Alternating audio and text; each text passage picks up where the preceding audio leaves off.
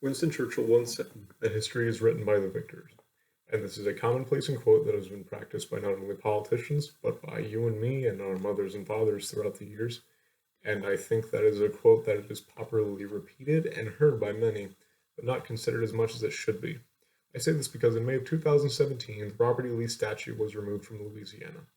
And as a history buff, I was rather perplexed and honestly unnerved by this move, as I believe Robert E. Lee, and as well as many U.S. generals throughout the history of the United States and presidents, believed that Robert E. Lee did not only stand for as a Confederacy general, but also a genius tactician in general.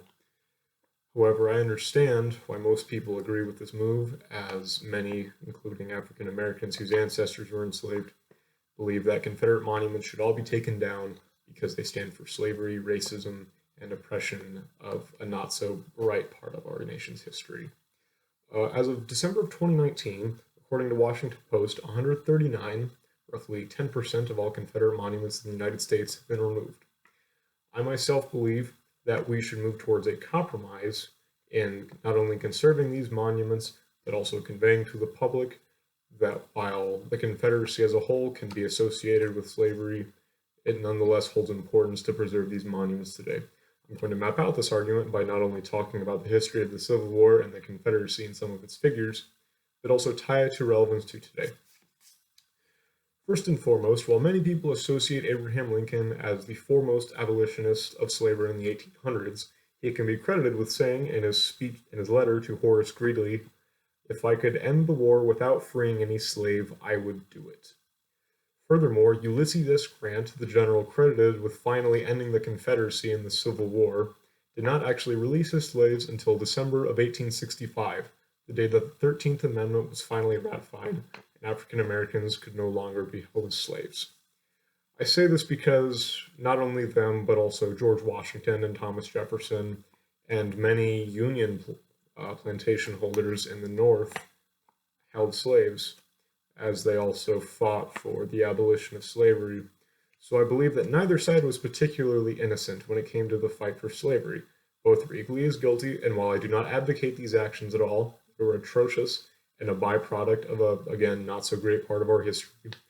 Both sides were equally as guilty of it, and I do not believe it is fair to tear down one side's monuments while glorifying another's.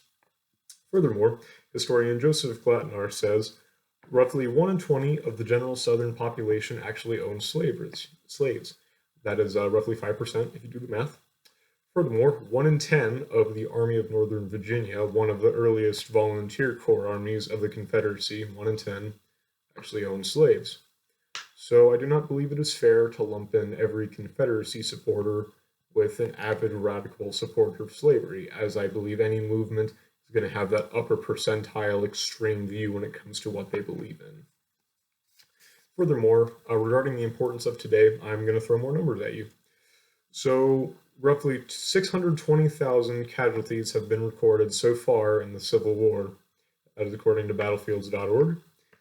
This number is approximately 214,601 more casualties than World War II that had tremendously more advanced firepower, technology, and military tactics.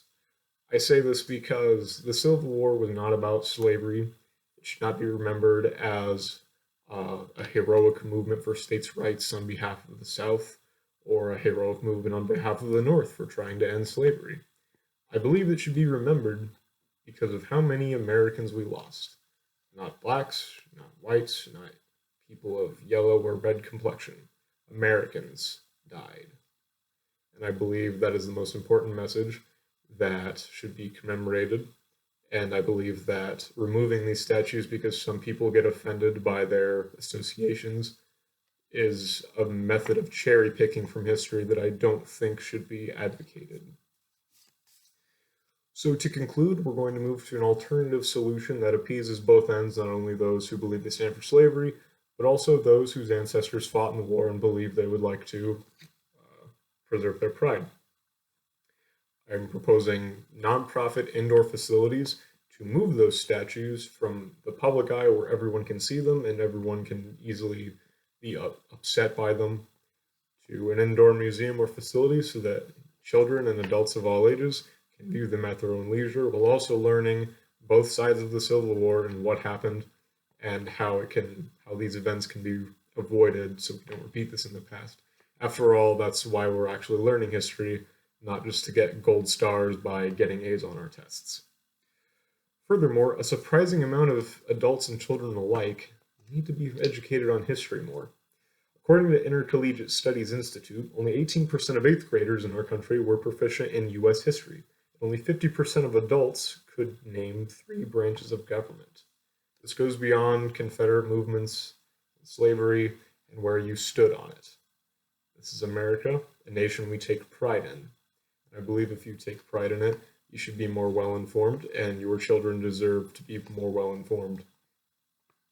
Myself, if I ever became a parent, I would want my child to learn the full story, including the atrocities, so that these events will not be repeated, as well as, sorry, I lost my train of thought. But yeah, cherry picking the various events of slavery that some people find uncomfortable is not healthy.